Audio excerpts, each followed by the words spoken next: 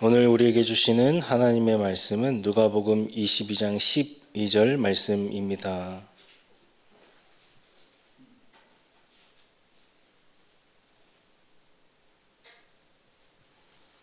제가 봉독하겠습니다.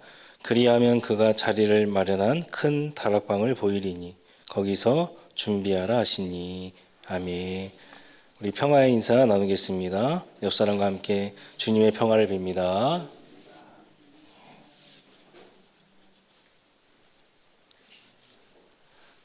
날씨가 오락가락하네요. 또 새벽에 좀 나오니까 좀 추운데 감기 유의하시기를 바랍니다. 우리는 살아가면서 수많은 선택을 하게 됩니다. 직장을 선택하고 나랑 결혼할 사람을 선택하고 나중에는 결혼을 선택하게 된다는 사실입니다.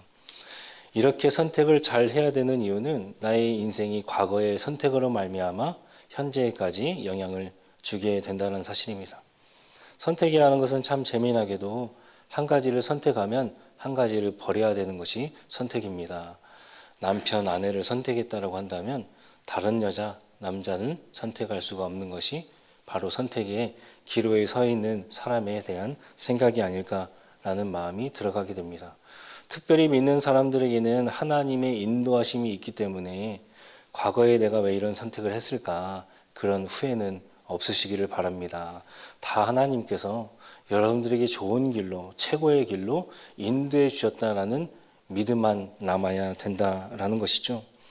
이렇게 일상 속에서 큰 선택이 있는가 한다면 일상에서 작은 선택도 있더라라는 겁니다. 중국집이 생긴 이래로 짜장이냐 짬뽕이냐 그러한 선택이 지금까지 논쟁거리가 되게 되었다라는 겁니다. 어머니가 음식을 해줄 때에 어떤 음식 먹을래? 아무거나요. 참 그런 말이 잘못된 말인가 였는지 제가 음식을 하다 보니까 이런 말들이 참 어머니한테 안 좋았던 말이구나 라는 말을 새삼스럽게 깨닫게 됩니다. 그래서 현대인들에게 이런 말이 생기게 됐어요. 선택장애. 선택을 못하는 세대가 돌입하게 되었다는 것이죠. 내 인생을 어떻게 설계하고 선택할까? 선택을 못한다는 겁니다. 음식점에 가도 선택을 할 수 없으니 옆 사람이 시키는 대로 할 수밖에 없는 세대가 등장하게 되었다는 겁니다. 그리고 그것을 장애로 붙여서 라고 부르게 되었다는 것입니다. 오늘 말씀은 두 가지 선택이라는 제목으로 두 가지만 짧게 나누고 말씀을 마칠까 합니다. 누가복음 22장 8절의 말씀인데요. 첫 번째 우리는 예수님 뒤로 가는 늘 선택을 해야 된다는 것입니다. 8절 말씀 제가 읽어드리도록 하겠습니다. 귀로 묵상하시기를 바랍니다. 예수께서 베드로와 요한을 보내시며 이르시되 가서 우리를 위하여 유월절을 준비하여 우리로 먹게 하라. 우리가 다 읽진 않았지만 7절 말씀을 보게 되니까 유월절이라는 말씀이 기록되어 있어요. 유월절을 보게 되면 먹어야 될 음식이 있는데 어린 양을 잡아서 먹어야 됐다라는 겁니다. 유월절은 우리네 설날처럼 이스라엘 백성들에게 명절의 절기였습니다. 유월절 여러분들이 잘 아시는 것처럼 애굽에서 노예 생활을 하던 이스라엘 백성들을 길 밖으로 인도하여서 하나님께서 40년 동안 예배에 대해서도 가르쳐 주시고 하나님에 대해서 어떻게 생각해야 되는지 하나님 자신을 말씀을 통해서 그들에게 먹여 주신 사건을 바로 유월절이다 그렇게 기록하고 있는 것입니다. 그런데 제자들에게 한 가지 걱정이 있었습니다. 유월절을 지나가다 보면 당연히 명절에는 먹을 것이 있어야 되는데 자신들이 준비한 먹을 것이 없었다라는 겁니다. 그래서 고민했지요. 그때 주님께서 제자들에게 들려주셨던 말씀이 바로 우리가 읽었던 8절의 말씀입니다. 여기서 중요한 것은 제자들이 뭔가를 계획하고 뭔가를 앞서서 행한 것이 아니고 하나님의 말씀, 즉 주님의 말씀이 있은 다음에 그들이 움직여서 어떠한 일들을 준비했더라라는 겁니다. 우리는 어떤 선택을 할 때 나의 혈기가 있으면 내가 막 선택하려고 애를 씁니다. 그 선택의 그 순간들이 보이지 않게 되면 막 짜증도 내게 되지요. 그러면 어떻게 됩니까? 실패를 맛볼 수밖에 없다는 겁니다. 특별히 신앙생활에서는 그렇게 될 수밖에 없다는 것이죠. 제 아이가 21개월, 22개월 들어섰는데 요즘에 많이 하는 말이 내가 할 거야 라는 겁니다. 신앙생활에 있어서 내 자신이 들어가게 되면 그것은 실패입니다. 늘 이야기할 때 하나님의 영광, 하나님의 음성, 하나님께서 나에게 어떻게 섭리하시고 어떤 계획을 가지고 계시는가 먼저 묻고 행해야 된다라는 사실입니다. 내가 나서는 것이 아니라 주님의 말씀, 선 말씀 주시고 그 말씀에 순종해서 따라서 움직이는 삶이 참 복된 삶이다. 성경은 매번 그렇게 이야기하고 있다는 사실입니다. 시편 기자는 주님의 말씀이 나의 등불이다 그렇게 이야기했습니다. 등불이 무엇입니까? 등불을 뒤에다 놓고 앞서가는 사람 없지요. 등불은 늘 내 앞에 있어야 내 앞에 장애물들이 어디에 있는가 사람들이 그것을 보고 갈 수가 있다는 겁니다. 시편 기자는 주님은 나의 목자시니 내게 부족함이 없습니다. 그렇게 고백했습니다. 주님의 위치가 내가 앞서는 것이 아니라 목자 되시는 주님께서 앞서가시고 그리고 내가 뒤에 따라가야 양이 될 수가 있다는 겁니다. 양은 가시거리가 10m밖에 되지 않는다라고 얘기해요. 눈이 안 좋습니다. 그런데 귀는 굉장히 좋아서 그 목자의 음성을 듣고 따라가면 결국 실만한 물가로 인도함 받게 된다는 겁니다. 만약 목자가 양의 위치에 서게 되면 그것은 양이고 양이 목자의 위치에 서게 되면 그것은 목자입니다. 양이 목자의 위치에 섰을 때 그것을 성경에서는 사단이라 부르게 되는 것이죠. 우리의 생각과 우리의 계획이 먼저가 아니고 하나님의 말씀이 먼저 되는 삶을 우리가 살아가야 된다는 것입니다. 그런데 때때로 우리는 주님 좀 제발 좀 뒤로 가세요. 내가 선택할 겁니다. 라는 생각을 가지며 살아가게 된다는 겁니다. 하나님의 음성을 기다리는 사람에게는 반드시 기도할 때마다 주님의 음성을 혹은 현상에서 살아갈 때 일상생활에서 다른 사람을 통하여서 어떤 현상을 통하여서 반드시 말씀해 주고 계신다는 겁니다. 일을 해놓고 기도하는 것과 기도하고 하나님의 일을 하는 것 깻잎 한 장 차이 같지만 그 수많은 의미와 차이점을 만들어낼 수밖에 없다는 사실입니다. 하나님을 믿으면서도 주님의 말씀을 기다리지 않는다라고 한다면 그것이 바로 불순종, 불신앙 아니겠습니까? 마가복음 5장을 보게 되면 혈류병의 여인에 대한 이야기가 기록되어 있습니다. 이 여인이 의사도 찾아가 보고 재산도 많이 탕진했습니다. 그런데 예수님께서 오신다는 소문을 듣고 그 수많은 무리의 틈을 비집고 들어가 예수님 뒤로 가서 옷자락을 만지게 되었더니 그 여인이 어떻게 되었습니까? 나음을 입게 되었다는 것이죠.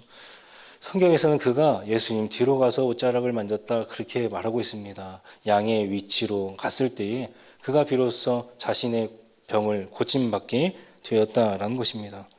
그런데 베드로는 어떻게 했습니까? 자신이 죽을 것이다 라고 그렇게 순한 예고를 하자마자 베드로가 주님 그렇게 하시면 안 되는데요. 막 꾸짖습니다. 그때에 예수님께서 사단아 내 뒤로 가라. 네가 하나님의 일을 생각하지 않는구나 라고 꾸짖음을 듣게 되었다는 것입니다. 양은 양의 위치에 있을 때 가장 행복한 법입니다. 양이 목자의 위치로 갔을 때는 그렇게 예수님께 꾸짖음을 얻게 된다는 것입니다. 사람의 일보다 하나님의 일을 생각해야 되는 것입니다. 왜 그럴까요? 그래서 두 번째로 넘어갑니다. 둘째는 준비하시는 하나님을 선택해야 된다는 것이죠. 베드로와 요한에게 있어서 예수님의 명령은 참 황당한 명령이 아닐 수가 없습니다. 제가 들었을 때 참 황당했습니다. 그 이유는 베드로와 요한이 처음 본 사람에게 유월절 만찬에 대한 준비에 대한 이야기를 부탁했어야 됐기 때문에 그렇습니다. 사람들에게 있어서 어떤 부탁을 하게 될 때는 거절당하면 어떡하지? 라는 두려운 마음이 있는 것이 인지상정입니다.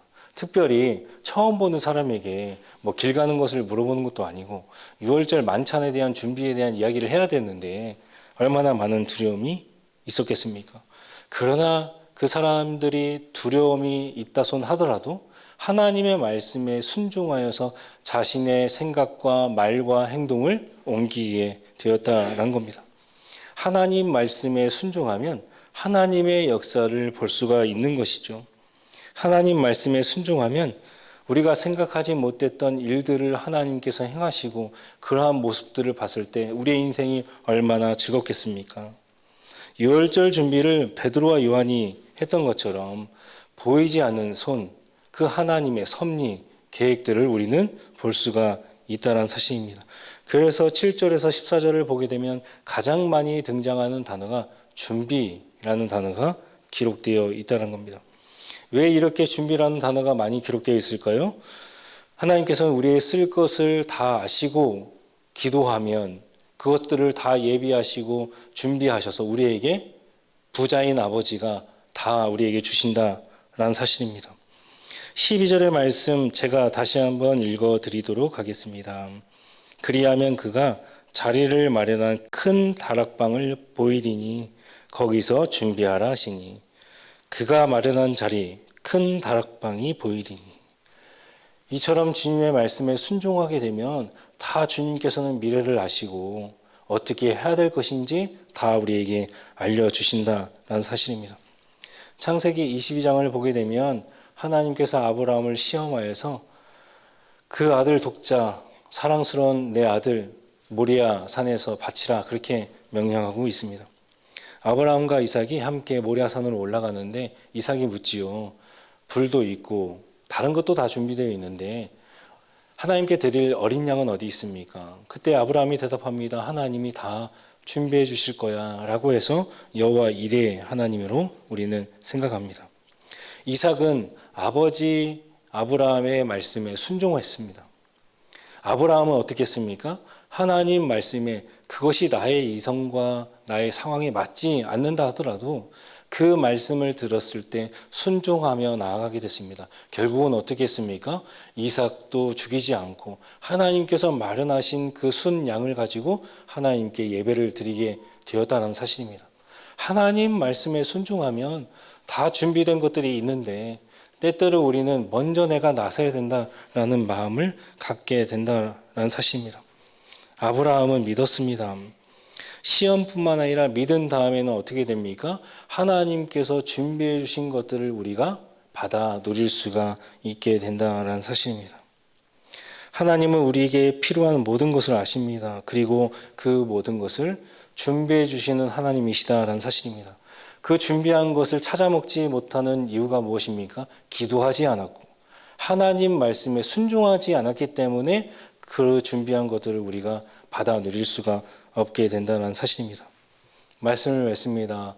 사랑하는 여러분, 여러분들은 양입니다. 목자가 되지 않기를 바랍니다. 우리가 양의 위치에 섰을 때 하나님께서 주시는 모든 것들을 우리가 찾아 누릴 수 있게 된다는 사실입니다. 내가 했다.